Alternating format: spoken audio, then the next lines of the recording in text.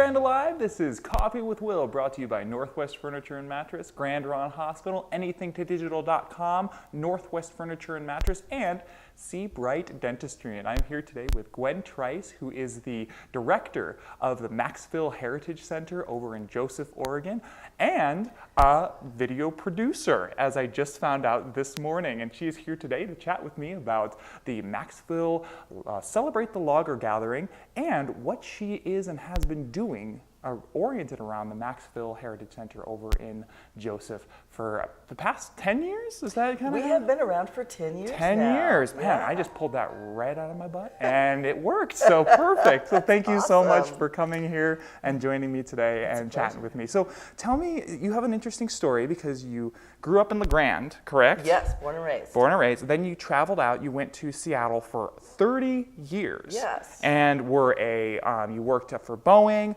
You were a video producer. You are an actor. Mm-hmm. But then you came back. You came back, and you have then now spent a lot of years doing work in Wallowa County. What called you back? What brought you back here to do your work here? Yeah. So for me, it was telling story and telling it with through my words versus listening to stories being done or telling someone else's story is to actually be able to look at primary documentation and secondary documentation or hybrid information, how you get to try to tell an accurate part of our history. And really, I was so interested in this Maxville logger story because as I began to go to school in Bellevue and I'm learning, I'm behind the camera instead of in front of it. Absolutely. You know, and I'm really taken to that. It's very different being in front of the camera it as is opposed so to being different. behind it. And people who do both know that very, very Yes, well. I appreciate all the good directors that I've ever had Absolutely. because it's really tough. Absolutely. So We live a hard life, drinking coffee and ordering people around. that's right. Yeah, so it was really important for me when I heard my dad was a logger, because I didn't know that till 2003. Really? So he was 57 or so when I was born. So I guess right now he'd be 114 years old. Wow. So he had finished that part of his life. He met my mom after he left Maxville, and he met her at the PX in Florida, in Jacksonville, Florida. So in 2003, after hearing this, I was on actually on a trip to Wallowa County. They have a big event, a big celebration with the Nez Perce tribe called the Tamkalik Celebration. And I used to come from Seattle and camp out for 4 days in my tent on site, and I would dance and celebrate, and I would sit with the elders, and that was really a big important part of when before I left LeGrand, the whole idea of a diverse culture was really intriguing to me. And not really knowing how to articulate it, I was always drawn back to this event. And so in coming back this particular time, I'm in school, I've got all my cameras,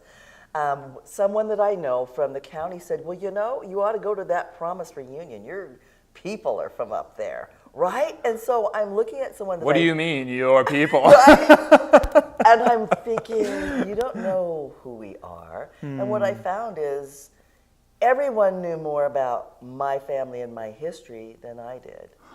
And none of my sisters, I have one sister and 5 brothers, when I started going back and talking with them, they didn't know our father was a logger either. And for me, in my mind's eye as a child, I thought, well, we're the only black kids. Essentially, there were one other family.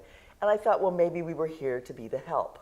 Because there weren't many other jobs outside of janitorial or even nursing for African Americans. They weren't encouraged actually through the school systems to do anything. It's like you could only achieve this much, so expect that. So that was my mindset. It's like, well, that must be why. So when I found out that he was brought here in the logging industry as an experienced logger with his father, with my grandmother, and several other cousins and their families, that was really intriguing. First of all, a black logger, that was amazing to me. Why had I not heard that before? Yeah. It seemed like an Now, anomaly. is that an odd thing? a black logger? How, like, is that out of the norm? So in the West, it was at that time, and especially in Oregon, where even on the books as of the end of 1926, they had the exclusion laws that excluded free African Americans, mulatto. I mean, they had a list of different folks that were excluded from living, working, and buying land in the state of Oregon. And so to have these people brought into the state in 1923 was sort of an anomaly to come in and do this work. Now, those weren't enforced at that time, but they were still there. And there was at least one African American that was sued for being black in the state of Oregon. Wow. As a result of that, who had property, saloons, store, he was set up. So clearly, excuse me, guys, while I go change that. Right, people knew that he was black, clearly, and so it's just one of those things that laws can be used still. And so Jim Crow law was a big thing back in that, not that long ago. And Oregon has been slow to sort of catch up to some of the things. I know there was recently an event here in town, and the poster was, and the title of the event was, "Why are there not many black people in Oregon? Why are there so few black people in Oregon?" Walida Iramishi, I believe is her name. Yes, that was what it was. She's so amazing. Yes. And I met her several years ago when I first started this project.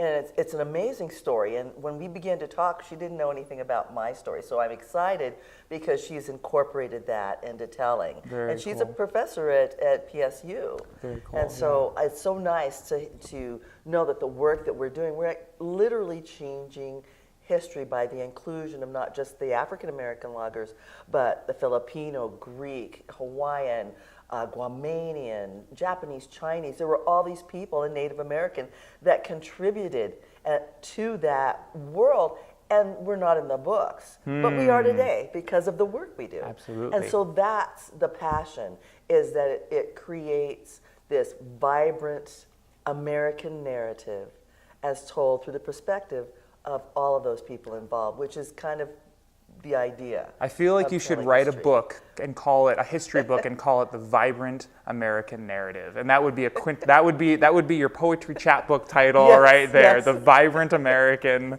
narrative. Yes, I like it. So now that all being said, we a lot of times, everything in the news is about, struggles between white people and black people, the recent police shootings, those kinds of things. We still struggle today to get along, with people who are slightly different than us. But you talk about in the OPB documentary how Maxville wasn't as much like that. Why were people who were white and black able to respect each other and work alongside each other in that atmosphere and get along okay? So there's a couple of things that come up when you say that. First of all, this kind of violence against each other has always been there. Sure. And we know it more so because of social media. Absolutely. And I agree with that wholeheartedly. The way news happens. And so I don't know the differences. Thank goodness that the hangings and all of the things that were very prevalent aren't going on, aren't as much. Aren't as prevalent. And so if you'll take and really look at the social norms of that time. So you had the Jim Crow law, you had sundown towns. So Jim Crow law means no blacks and whites mixing in any way. Yeah. And then the sundown towns, a lot of them all over the Northwest in Oregon, especially.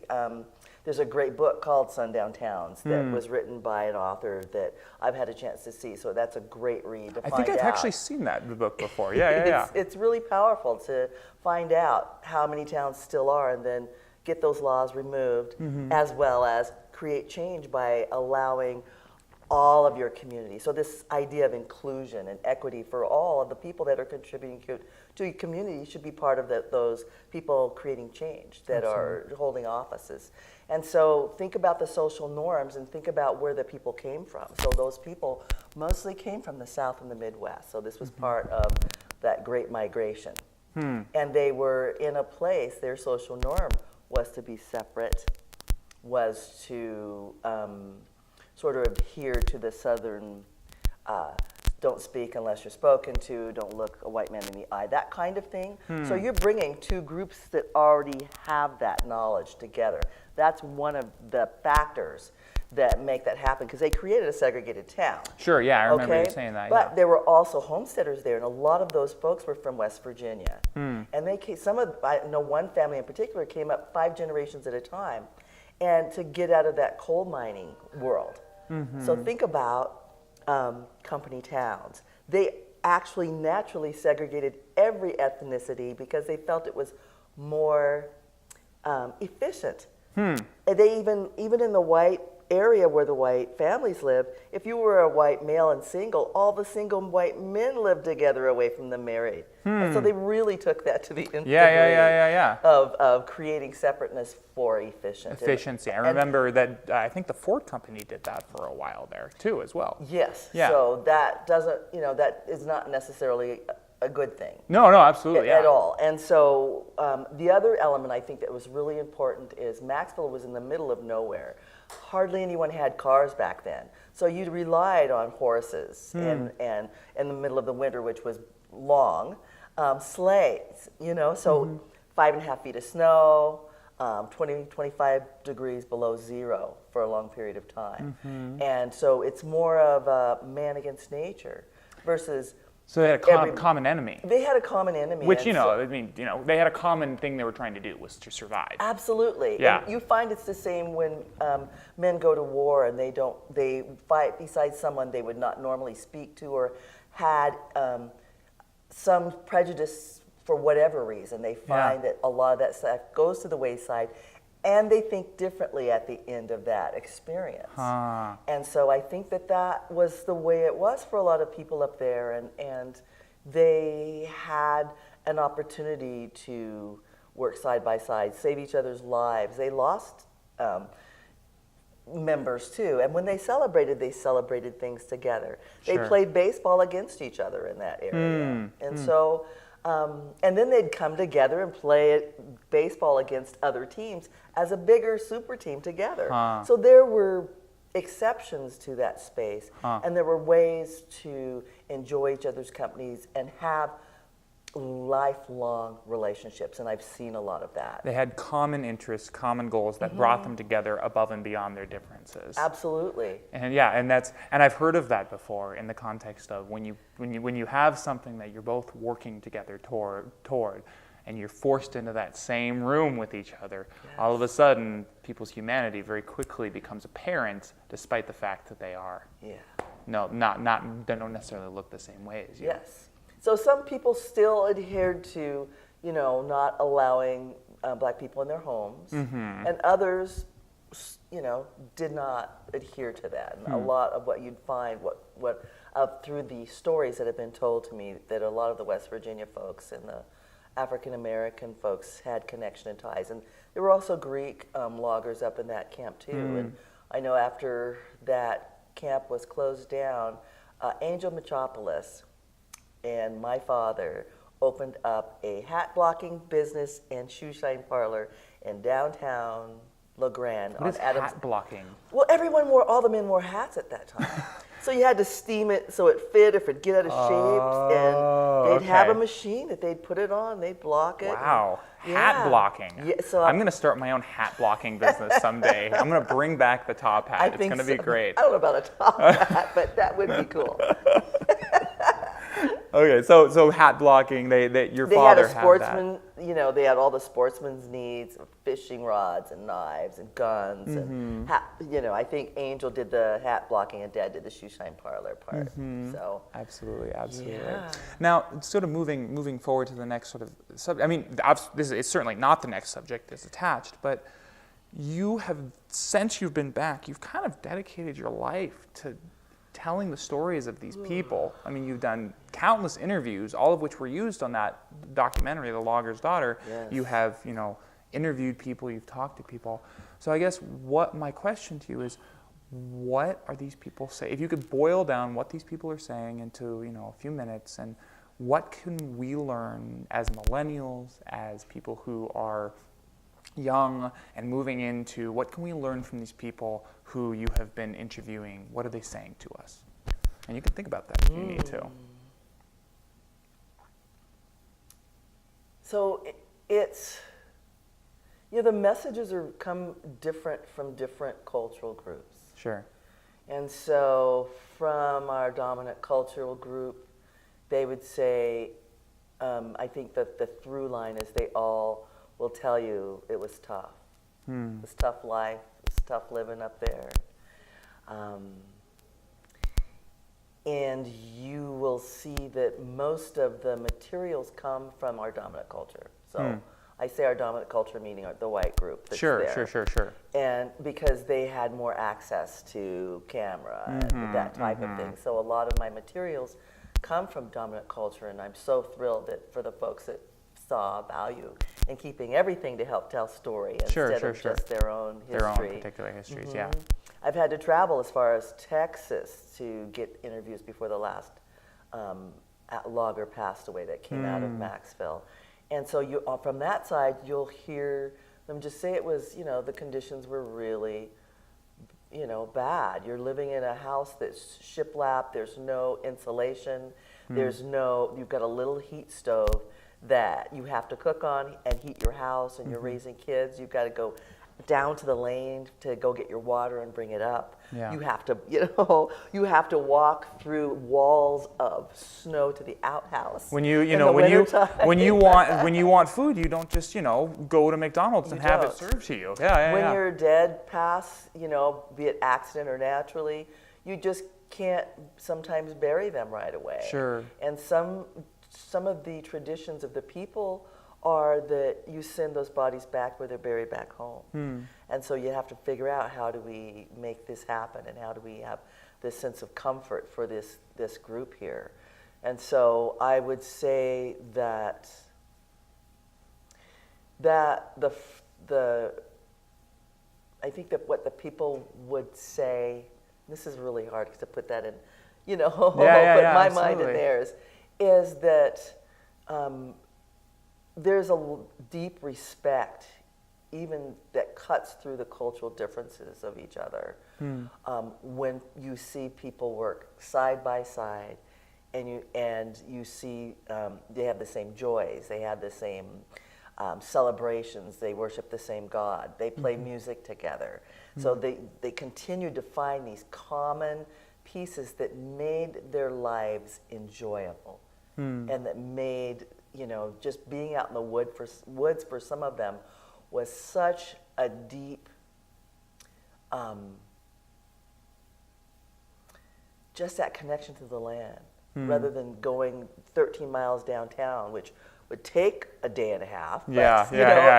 Whatever that you've got on, but it's that sense of being connected to the land, even though it's harsh, and that it gives back, and that it gives you, you have your own rules to a certain extent. Because once you come back to town, then people really had to adhere to another thing. Because the Klan was around at that time, and they did come to the camp once, and was dehooded by the manager and told not to come back. And so that was also a part of that was a safe space for them to be in. Interesting. I think that the fear, and there's that fear of the unknown, working with 25% of the information and creating a whole idea of a group of people, it's not effective. Sure, absolutely. And it's not truthful to anybody. You're not honoring anyone in that process. Sure. You find that there's a lot of deep respect for what people will contribute to their community and to the land, and when they give back, people respond.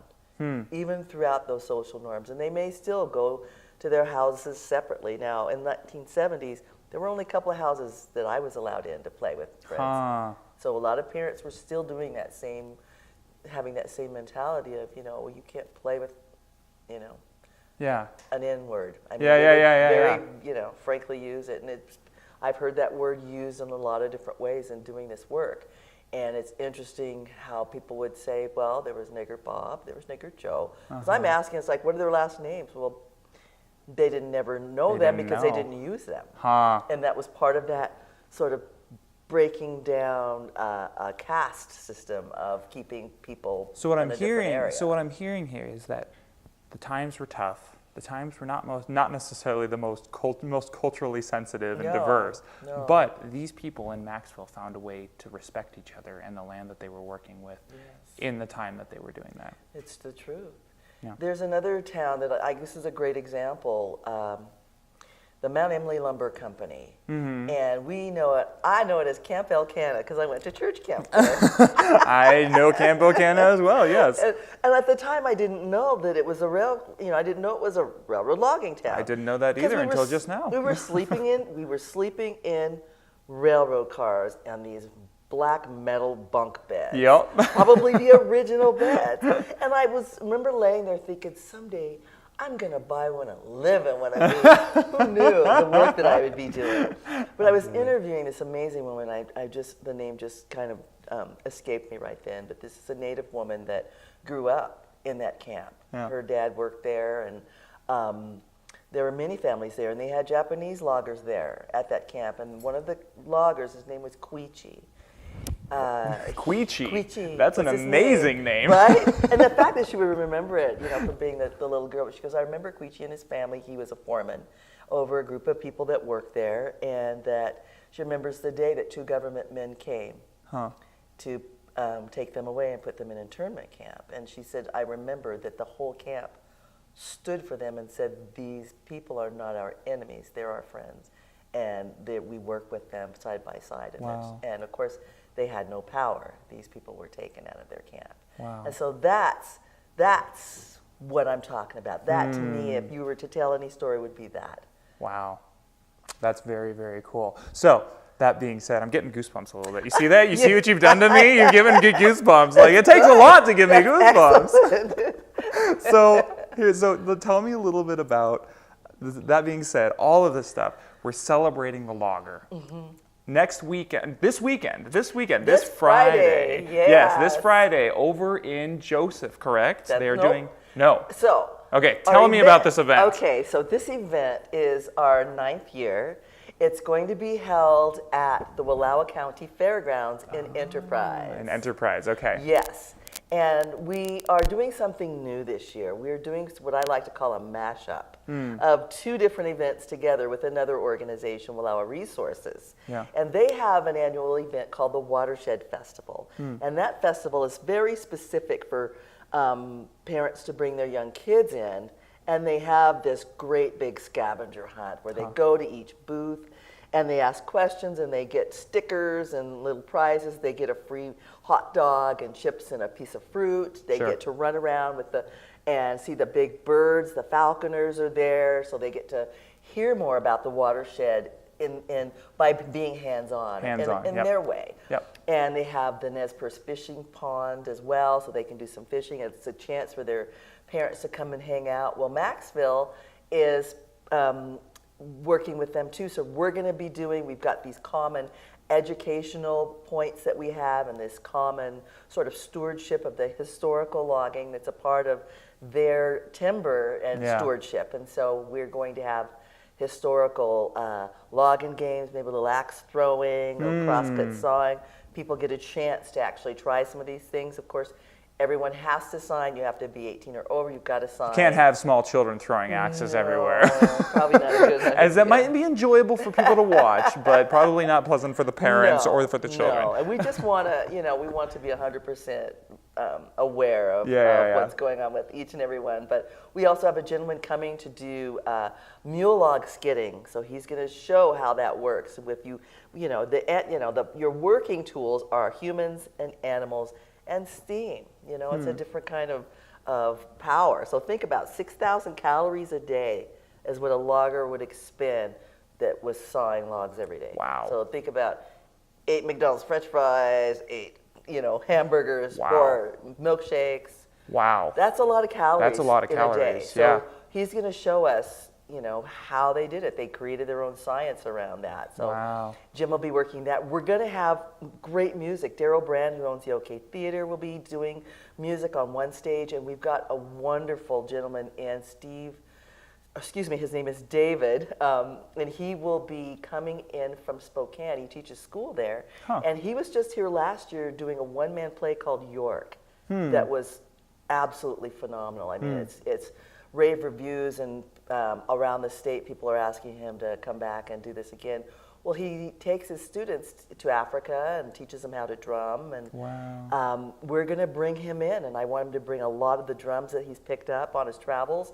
I'm going to bring some percussion instruments for the youngins, and really it's that celebration of, you know, the origins of everything we do comes from someplace else, and we need to celebrate that. It's that whole part of that perspective of bringing everything in. So we're going to have this great drumming going on at this Watershed Festival, and then we'll have Daryl playing, and we have a Ma and Pa relay race. So we're getting everybody involved. We're gonna ask people to get off their chairs and get on their long johns and get out there and compete with each other for fun and for prizes. We've got silent auction, and the food we serve that day is our signature local organic roast pork and chicken with amazing 3 sides.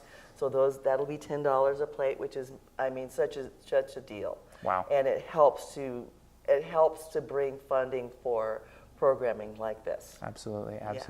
So this Friday, La Grande Alive, they're going to be having fun over in Enterprise, so you should go and check it out. And it's from 10 to 4. 10 to 4 on Friday. Yes. Every day? Is it Friday, Saturday? Just Friday. Just Friday. Yes. 10 to 4 a.m. or 10 a.m. to 4 p.m.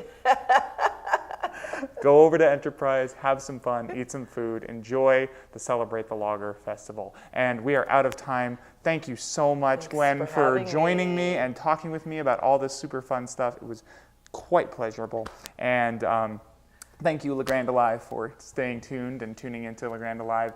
This has been Coffee with Will, brought to you by Northwest Furniture and Mattress, Grand Ron Hospital, anythingtodigital.com, EONI, and See Bright Dentistry. Please like and share the video and tune into lagrandealive.tv for more local content. I'm Will Bowman. Thank you.